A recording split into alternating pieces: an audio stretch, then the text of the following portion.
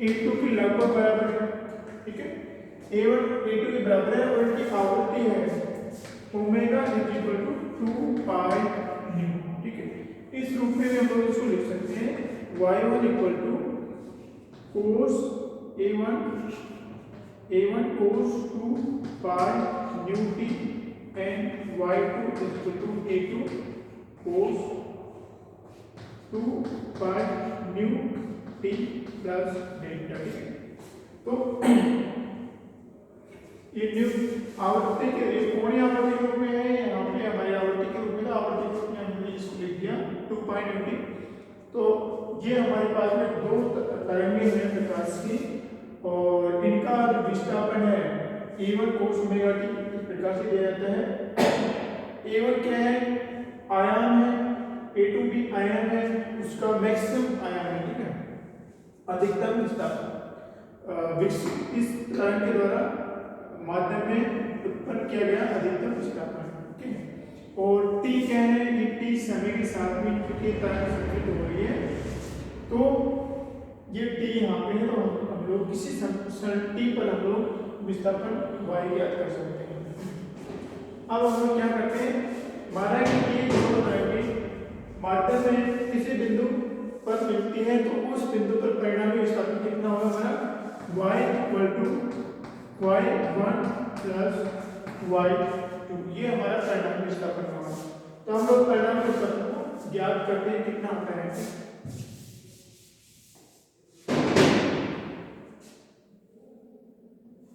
y1 equal to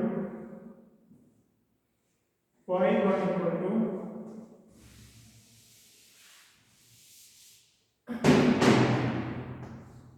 y1 equal to A1 cos 2 pi nu t and y2 equal to A2 cos 2 pi nu t plus delta, ठीक है।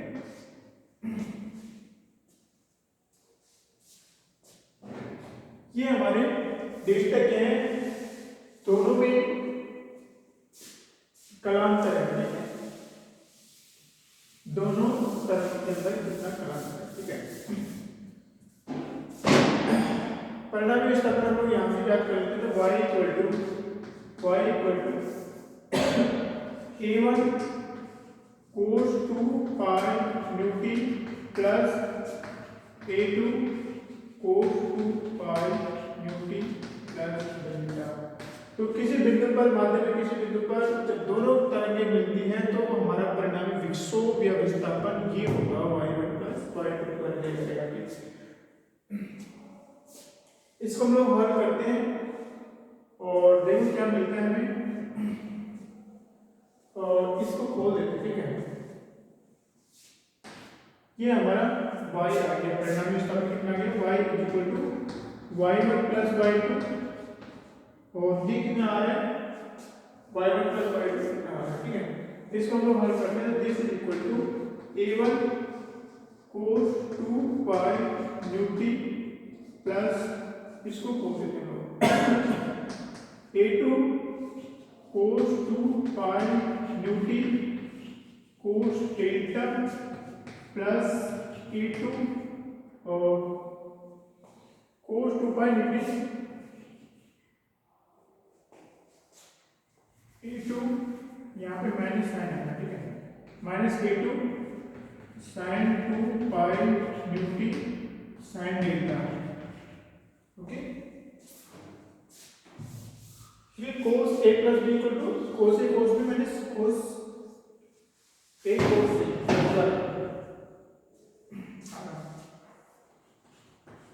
तो y equal to कितना आया हमारा y equal to यहाँ पे cos 2 pi nu t है, यहाँ पे cos 2 pi nu t है, इसको कॉमन ले लेते हैं लोग, तो हमारे पास में y इक्वल टू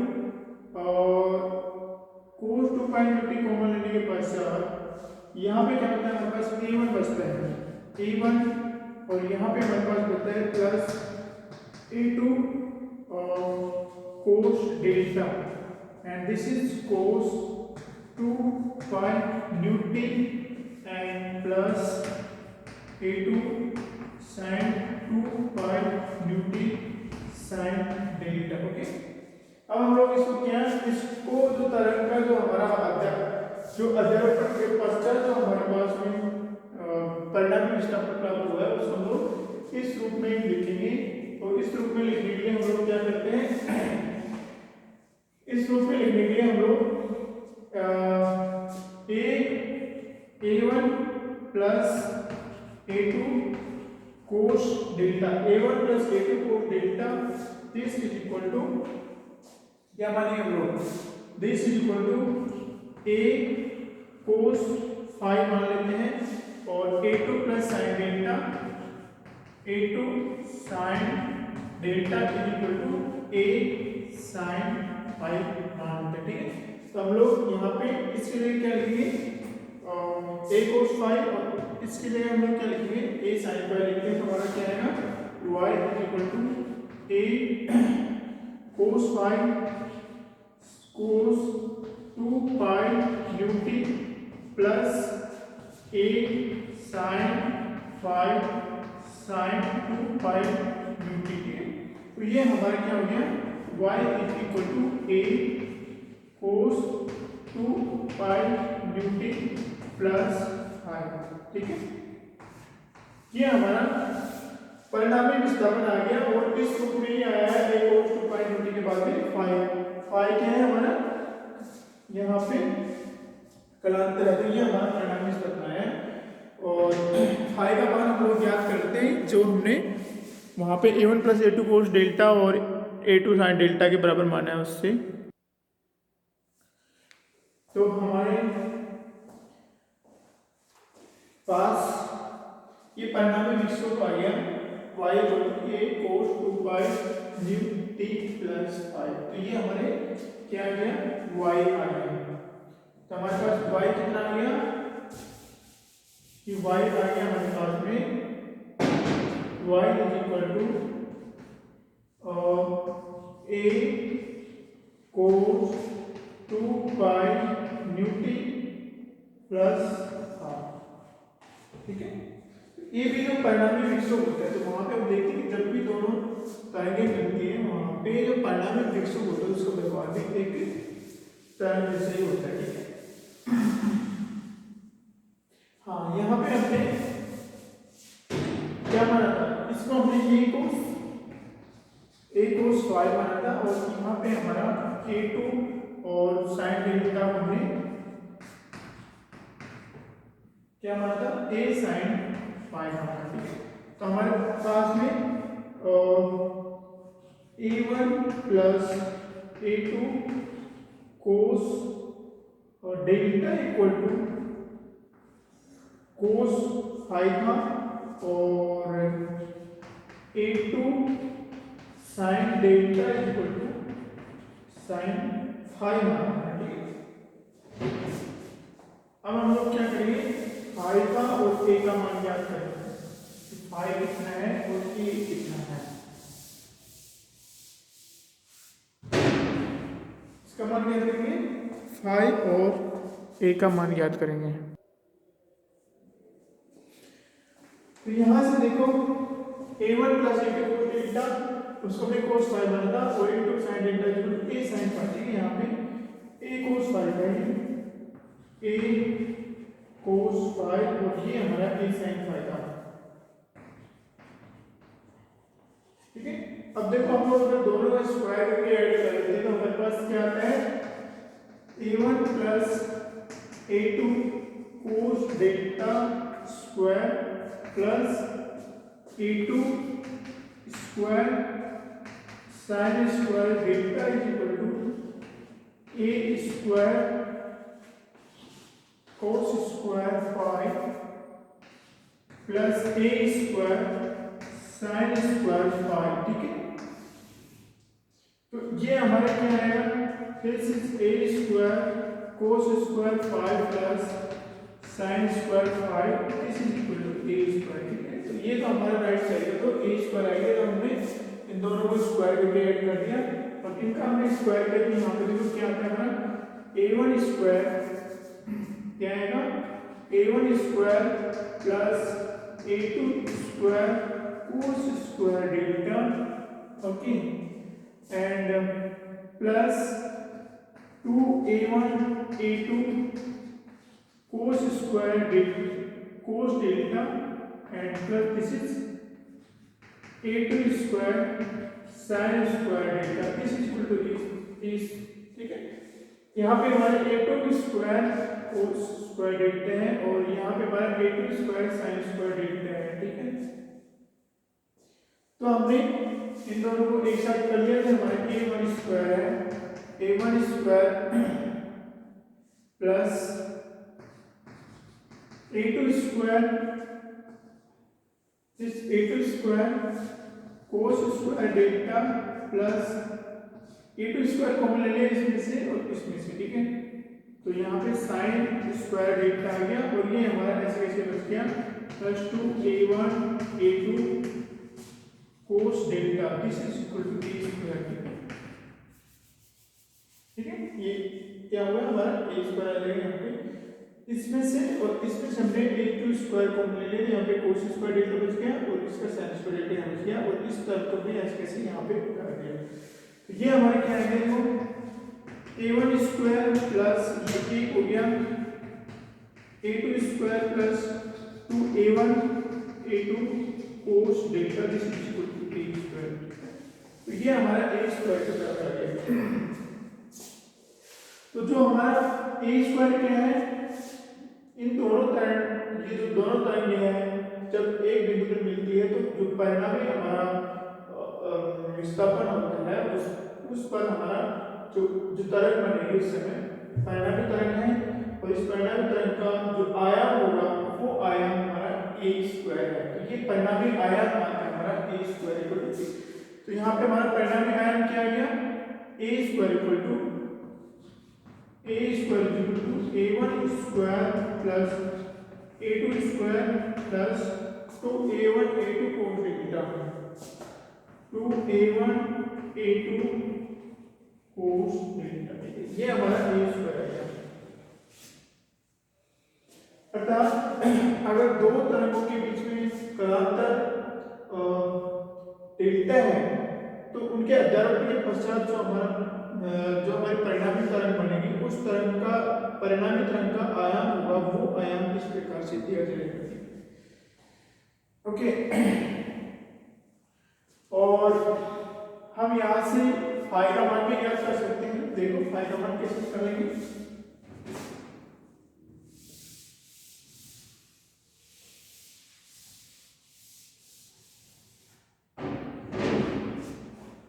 फाई का मान फाई इक्वल टू, यहाँ पे हम लोग इस समीकरण में इसका भाग लेते हैं तो क्या आएगा हमारे पास में tan फाई आता है, tan phi equal to this a2 sin delta divided by इस whole thing, a2 sin delta divided by a2 sin delta divided by a1 plus a2 cos delta, ठीक है। यहाँ से हम लोग क्या याद कर सकते हैं, यहाँ से हम लोग फाई याद कर सकते हैं, phi equal to tan inverse of this, ठीक है। तो हमारा phi equal to tan inverse of a2 sin delta divided a1 plus a2 cos delta, ये आ गया हमारा फाई। तो हम यहाँ पे लिख देते हैं कि tan फाई कितना होगा हमारा, tan phi equal to a2 sin delta divided by a1 plus a2 cos delta, ठीक है। ये हमारा tan फाई है। इस प्रकार से हमने देखा कि किस तरह से दो तरंगों के अध्यारोपण से हमारे पास में दो तरंगों के अध्यारोपण से हमारे पास में किस प्रकार से एक नई तरंग प्राप्त होती है और इस नई तरंग का आयाम क्या होगा, नई तरंग का आयाम ये होगा a स्क्वायर, दोनों तरंगों के आयामों के स्क्वायर के बराबर plus 2a1 a2 time cos delta के बराबर होता है, ठीक है। और उनके बराबर होता है और जो हमारा जो फाई होता है, ये जो फाई होता है यहाँ फाई इस प्रकार से दिया जाता है जहाँ पे हमारा a cos फाई ये होता है और a sin फाई ये होता है। ये हमारे ये तो होगी अध्यारोपण की बात। अध्यारोपण के पश्चात में अभी तक तो हमने क्या देखा था कि अध्यारोपण होने के पश्चात में दो तरह के अध्यारोपण होने के पश्चात में हमारे पास में परिणाम तरंग एक प्राप्त हुई जिसका आयाम इस प्रकार से दिया जाता है और फाइल इस तरह से दिया जाएगा। ठीक, अब हम लोग बात करते हैं व्यतिकरण की।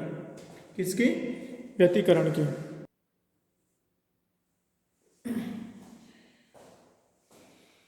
तो देखो हमारे पास जो कोई भी तरंग होती है तो उसकी जो तीव्रता होती है I is proportional to A square के प्रोपोर्शनल होती है। ठीक है, उसके आयाम के समानुपाती होती है। यहाँ पे हमारा I1 कितना होगा? I1 proportional to A 1 square और I2 proportional to A2 square. ये हमारी तरंग की तीव्रता होगी। ठीक है,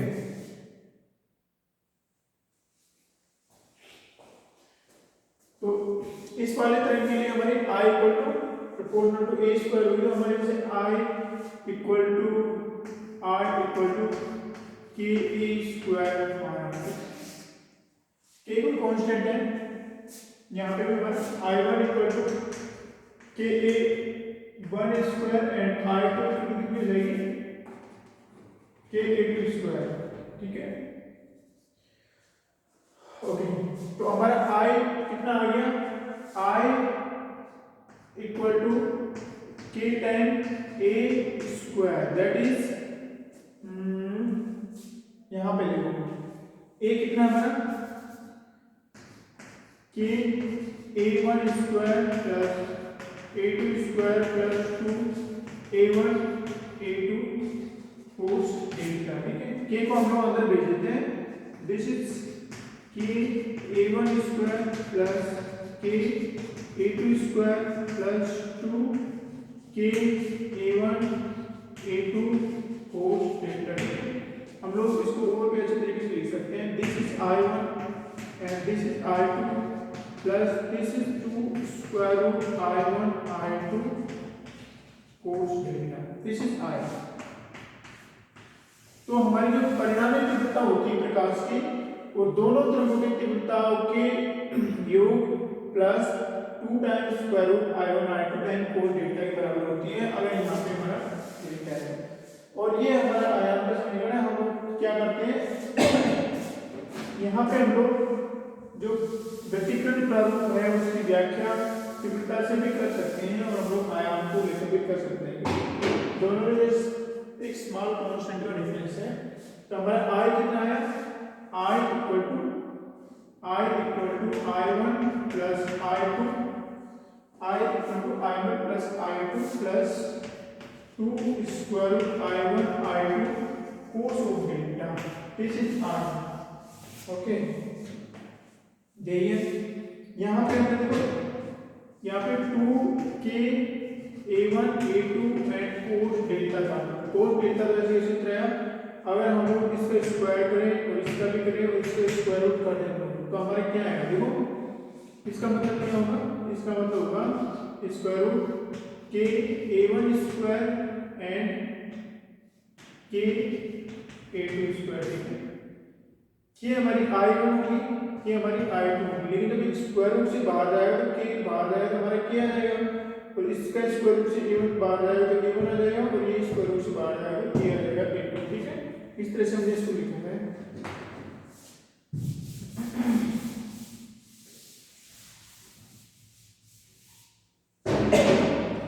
अब हम लोग ऐसी स्थिति पे विचार करते हैं जहां पे हमारा डेल्टा किसका गुणक हो?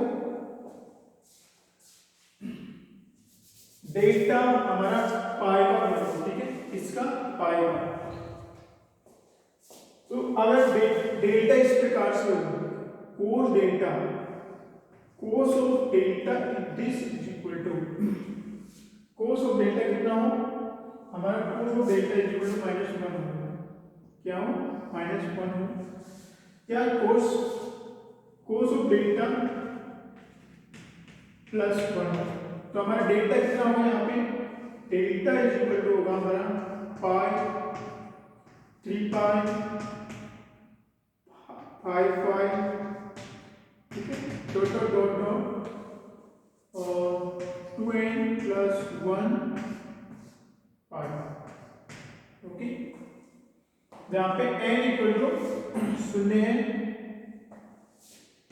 n इक्वल टू 0 1 2, ओके, और यहाँ पे हमारा क्या होगा, डेल्टा इज इक्वल टू 0 2 पाई और 4 पाई एंड 6 पाई, इस तरह से होगा। ठीक है, दिस इज इक्वल टू या फिर डॉट डॉट डॉट करके 2n पाई होगा, 2n पाई, और यहाँ पे भी हमारा n इक्वल टू 0 1 2 3 होगा। तो अगर n इक्वल टू 0 1 2 3 रखे, n इक्वल टू 0 3 रखे, तो हमारा कोस ऑफ डेल्टा माइनस 1 कब होता है, जब हमारे यहाँ पे 12 प्लस 1 पाई होगा, और यहाँ पे हमारा कोस ऑफ डेल्टा 1 कब होगा, जब हमारा delta equal to 0 2 pi 4 pi इतना होगा।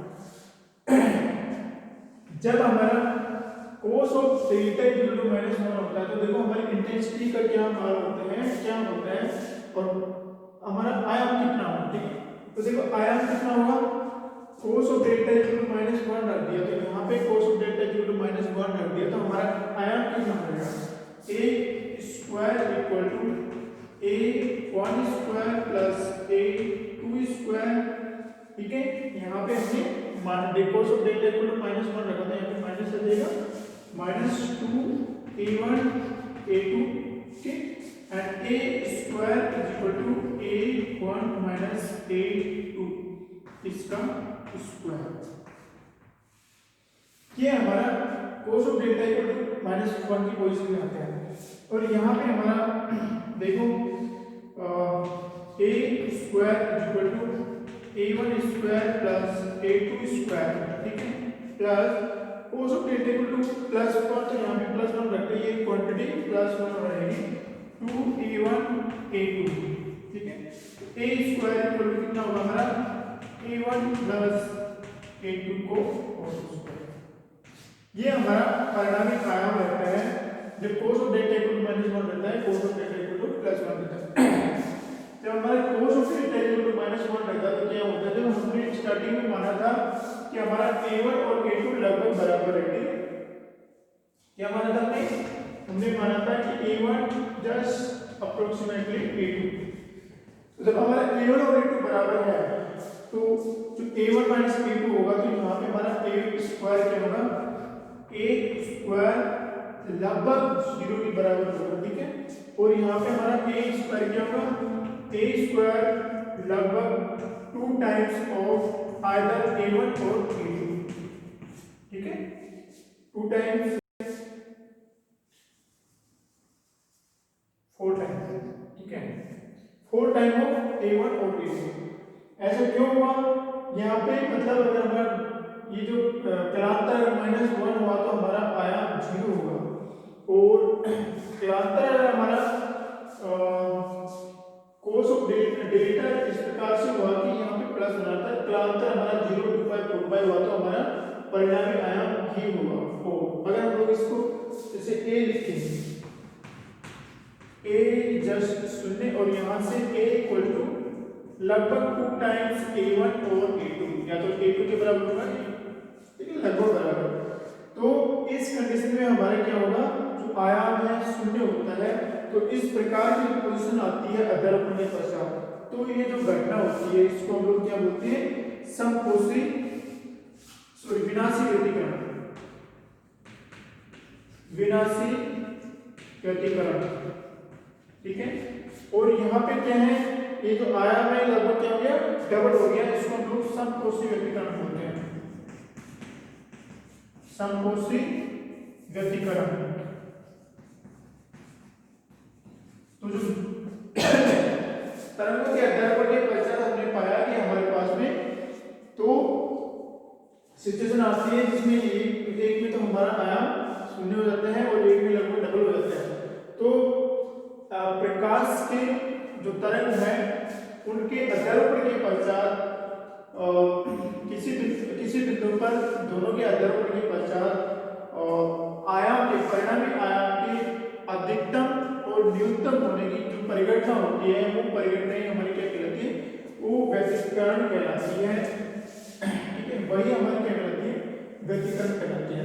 और जो यहाँ पे देख सकते हैं हम लोग, विनाशी व्यतिकरण के लिए हमारा जो कलांतर है वो कितना होना चाहिए, पाई 3 पाई 5 पाई और 2n+1 पाई होना चाहिए। और समकोशी व्यतिकरण के लिए हमारा कितना होना चाहिए, समकोशी व्यतिकरण के लिए हमारा ये दोनों तरफों के बीच में कलांतर होना चाहिए। हम लोग पदांतर के रूप में भी लिख सकते हैं, क्योंकि पाई कलांतर, ठीक है, विनाशी व्यतिकरण में हमारा ये होगा। अब हम लोग एक और बात बताते हैं कि अगर a1 = a2 हो, ठीक है, a1 = एग्जैक्टली a2 हो, हमने वहां पे लगभग बराबर माना था, a1 = एग्जैक्टली a2 हो, तो क्या होगा हमारा यहाँ पे a1 - a2, तो ये तो शून्य हो जाएगा। तो जिस स्थान पे विनाशी व्यतिकरण होगा वहां पे हमारा परिणामी आयाम एग्जैक्टली शून्य होगा, अर्थात वहां पे हमारे कोई प्रकाश की जो विस्थापन होगा या विक्षोभ होगा वहां पे माध्यम में नहीं होगा। ठीक है, और यहाँ पे क्या होगा हमारा, क्योंकि a1 = a2 है तो 2 टाइम्स, जैसे हमने उसको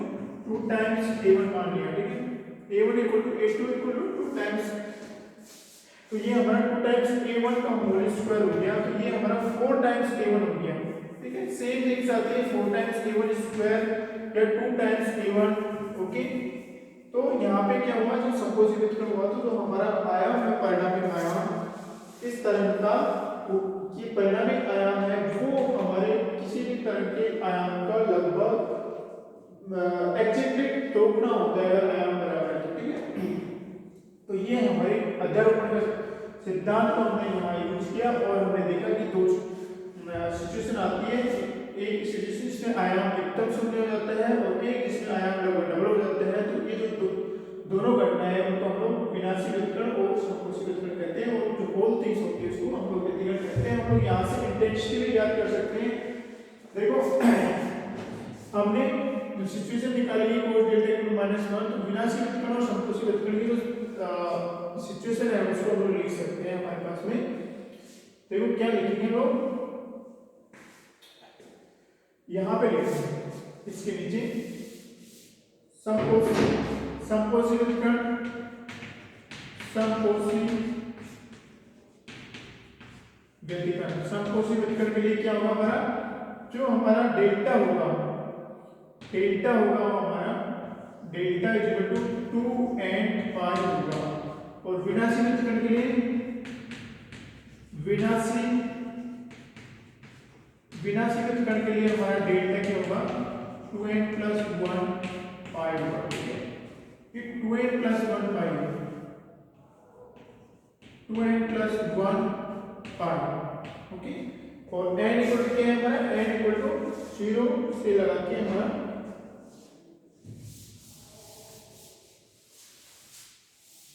यहाँ पे n क्या है हमारा, n = 0 1 2 3 ऐसे।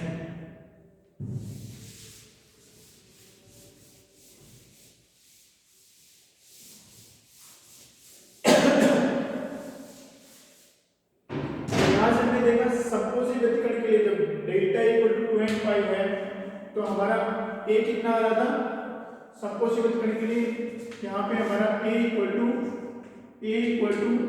2 टाइम्स a1 आ रहा था, और यहाँ पे हमारा a = 0 आ रहा था अगर हम दोनों को बराबर माना था। तो देखो हमारी इंटेंसिटी क्या होती है, intensity proportional to a square होती है, हम लोग के रूप में लिख सकते हैं। यहाँ पे भी हम लोग डायरेक्टली याद कर सकते हैं, समकोशी व्यतिकरण के लिए हमारा cos डेल्टा कितना होगा, समकोशी व्यतिकरण के लिए तो ये +1 होता है। और अगर a1 = a2 है तो यहाँ से देखो i1 = k1 square, i2 = k2 square, तो i1 = i2 हो जाएगा। ठीक है, अगर जैसे a1 = a2 हुआ तो हमारी i1 = i2 = k(a1) स्क्वायर ऐसे होगी। ठीक है, तो हमारी i1 i2 बराबर हो जाएगी। और समकोशी व्यतिकरण के लिए अगर डेल्टा = 2n पाई है, ठीक है, डेल्टा = 2n पाई है तो हमारा ये क्या होगा, cos डेल्टा +1 होगा, और ये +1 होगा तो हमारा i = i1 + 2i1। ओके, ये 2i1 हो जाएगी। और देखो हमारा कुल कितना आ गया, i1 दिस इज 4i1। ये हमारा delta is equal to 2n pi मतलब संकोचन के लिए है। और delta is equal to 2n plus 1 pi के लिए कितना होगा हमारा, यहाँ पे कोस डेल्टा कितना होगा, इसके लिए cos delta is equal to -1 होता है, तो इसको -1 रखते हैं तो हमारा i is equal to i1 plus i1 minus 2i1, this is 0, ठीक है। तो हमारे इस स्थिति में i1 कितना होता है, 0 हो जाता है। तो इंटेंसिटी कितनी होती है, नैचुरल कण में 0 हो जाती है। अब हम लोग यहाँ पे इसको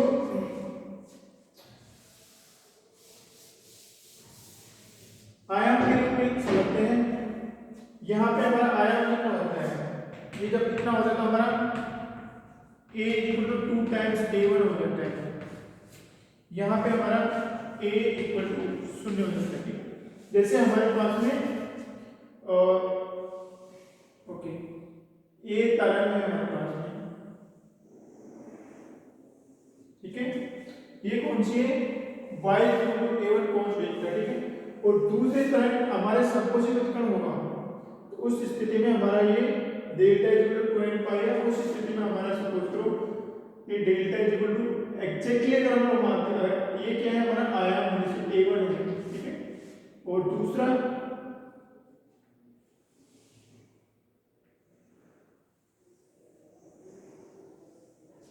ये हमारा a2 है। अगर हम लोग मानते हैं कि दोनों बराबर हैं तो उस कंडीशन में अगर यहाँ पे व्यतिकरण होता है तो इसका क्या होगा, अध्यारोपण के पश्चात ये संपूर्ण व्यतिकरण के लिए ये हो जाएगा और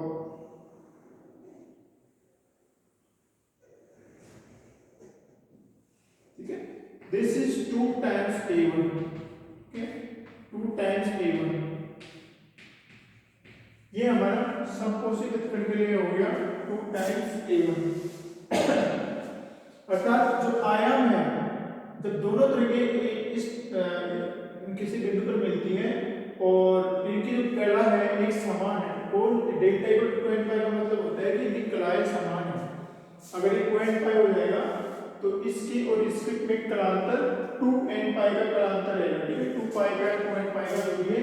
तो क्या होगा, ये दोनों इन दोनों की जो परिणामी वेग होगी, परिणामी जो तरंग बनेगी उसमें जो हमारा आयाम होगा वो दुगना होगा, ठीक है, आयाम दुगना होगा। और इंटेंसिटी के रूप में भी हम लोग दर्शाएंगे। पहले हम लोग ये तो संपोषित उत्कर्ण के लिए था, विनाशित उत्कर्ण के लिए क्या होगा, विनाशित उत्कर्ण के लिए हमारा ये नीचे वाला ग्राफ एकदम चेंज हो जाएगा, ठीक है।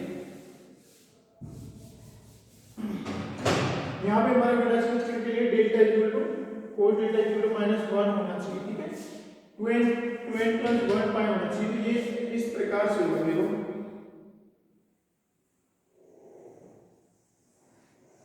इस प्रकार से होगा। तो दोनों अध्यारोपित होगी तो इसका जैसे ये a1 है, ये -a1 है, ठीक है, ये -a1 है और ये प्लस a1 है, तो इन a1 से a1 कैंसिल हो जाएगा और हमारे पास में कोई एक शून्य प्राप्त होगा, ठीक है, आयाम शून्य प्राप्त होगा हमको। अब हम लोग इंटेंसिटी के रूप में देखते हैं, इसके रूप में तीव्रता के रूप में। जब हमारे पास में संपोषित उत्कर्ण होता है, ठीक है, जैसे हमारे पास में संपोषित उत्कर्ण होने से पहले तीव्रता हमारे पास इस प्रकार से आएगी, इस प्रकार से आएगी, ठीक है, इस प्रकार से तीव्रता आ रही है।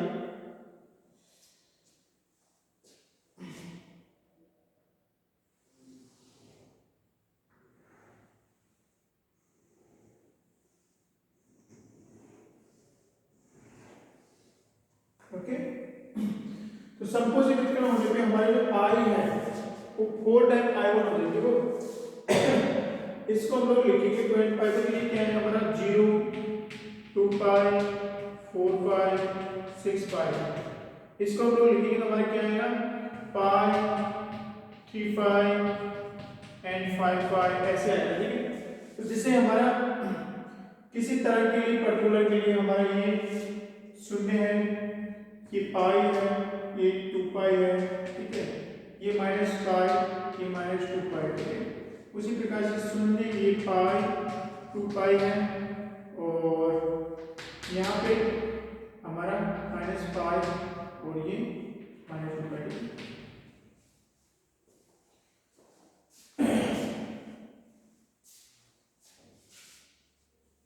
एक्चुअली यहाँ पे तरंग की जो तीव्रता है वो हमारी इसके मान पर डिपेंड करती है। कोस स्क्वायर ये हो सकता है, मुझे एग्जैक्टली पता नहीं है, लेकिन I is proportional to cos square 2 π/2, ठीक है।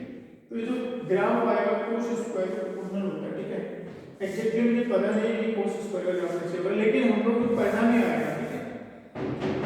वो परिणाम किस प्रकार से आएगा, जैसे ये हमारा 0 है, ये पाई है, ये 2 π है, ठीक है, ये 3 π है, यहाँ पे हमारा -π, ये -2 π है, ठीक है। तो समकोसी मेथड के लिए हमारा इंटेंसिटी है 4 टाइम्स हो जाती है। समकोसी मेथड के लिए हमारी इंटेंसिटी कितनी होगी, 4 π। 0 की कितनी हो रही है, 4 π, सपोज करिए 4 π है। फिर हमारी पाई पे कितनी हो रही है, 0 हो रही है, तो पाई पे 0 होगी। और फिर हमारी माइनस पाई पे भी 0 होगी, ठीक है। उसके बाद 2 पाई पे कितनी हो रही है, 2 पाई पे 4i हो रही है, ठीक है। सो 2 पाई पे 2 पाई है हमारा, 2 पाई पे 4i हो रही है, फिर हमारे 0। तो इस प्रकार से हमारा इंटेंसिटी डिस्ट्रीब्यूशन हो जाएगा। यहाँ पे ये इस तरह से नहीं आएगा, ठीक है।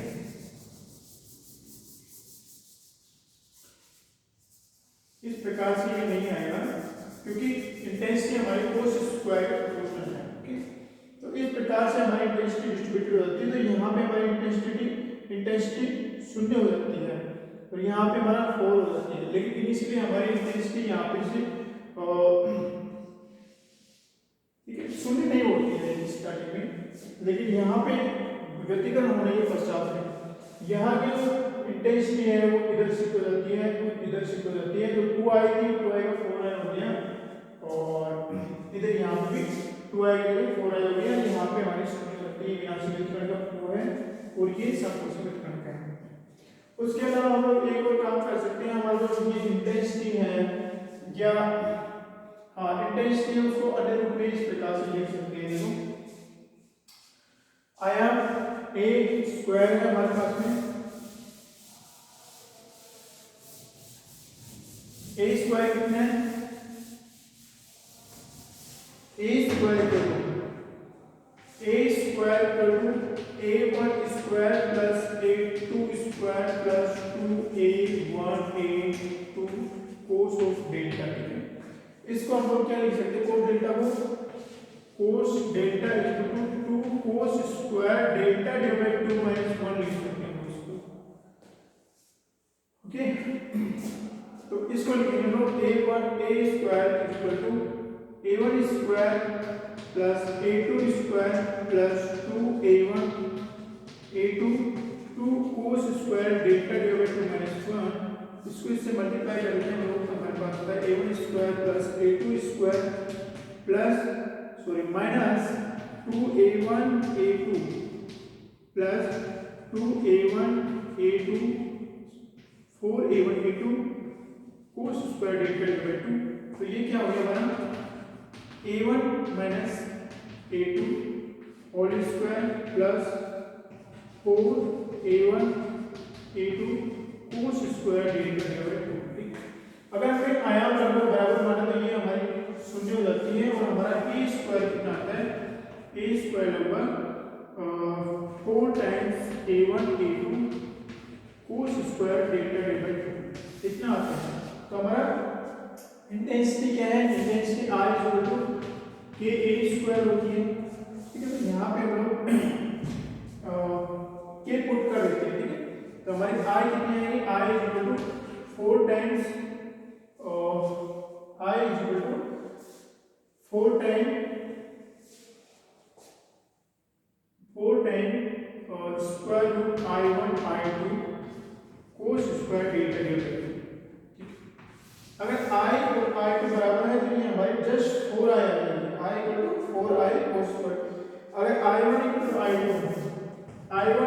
I2 है तो हमारी I कितनी आ जाएगी, I equal to 4i cos square delta divide by 2। यहाँ से हम देख सकते हैं कि हमारी इंटेंसिटी परिणामी इंटेंसिटी वो इसके प्रोपोर्शनल होती है कोस स्क्वायर के, ठीक है।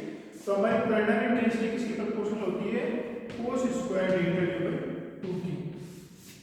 तो हमारी परिणामी intensity cos square delta divide by 2 की प्रोपोर्शनल होती है। और हमने अभी निकाला था कि किस प्रकार से, और 0 पे हमारी 4 आई हो रही थी, उसके बाद पाई पे 0 हो रही थी, ठीक है। समकोसी वक्र के लिए हमारी 4 आई हो रही थी, और बिना छिद्र के लिए यहाँ से अगर हम लोग ये वैल्यू यहाँ पे रखेंगे तो एग्जैक्टली सेम ही आएगा, ठीक है। तो इस प्रकार से हमारे अध्यापन के द्वारा हम लोग इसको एक्सप्लेन किया। देखने के लिए बहुत बहुत शुक्रिया।